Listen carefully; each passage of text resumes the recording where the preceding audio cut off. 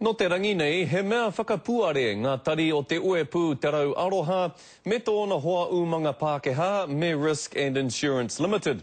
He rōpu nei e riro ai I te tangata Māori te 15,000 tāra mo tōna tangihanga mo te kore utu. Engari he aha kei tua I te awe māpara.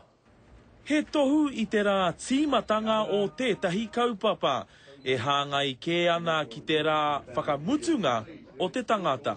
And I think that that's really exciting. What a great opportunity for our whānau. We know how much they struggle when it comes to tangihanga.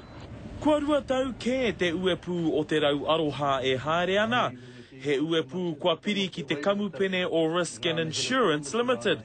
Kia whai moni ai te Māori mo tōna tangihanga mo te kore utu.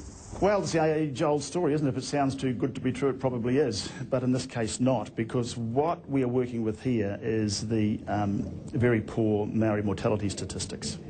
Ka haina te Māori ki te kamupene o Risk and Insurance mo tētahi inihua oranga e $300,000 tāra te uara.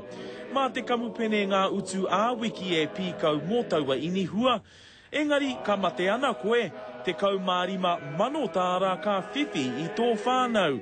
Ko te toenga ka riro ki ngā utu a te kamupene me te uepu te rau aroha.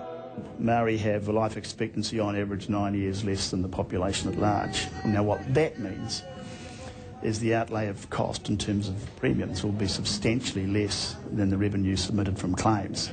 Nō reira ka whai moni a Risk and Insurance me te rau aroha I te hauora kino o te Māori me te poto o te wā ki āia. Engari kaore he mā harahara I konei. Ka hore hau e wangwana. I te mea ka hore te tangata e utu atu mo te orunga atu ki te rā kaupapa. E tāuana I ki te ana I a tāua iwi e taimahana ki tūtu e te nama te tangihanga. Ka e mau au ki tērā. Ko ngā moni ka riro I te rau aroha, ka tākoha tia ki ngā kaupapa whakatairanga I te hauora Māori.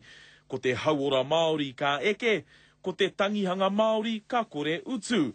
Ko te kamupene Pākehā ka mahi moni, he pāinga, he merekara, me ua te whakapono atu. Ki ngikiri ona, te karere.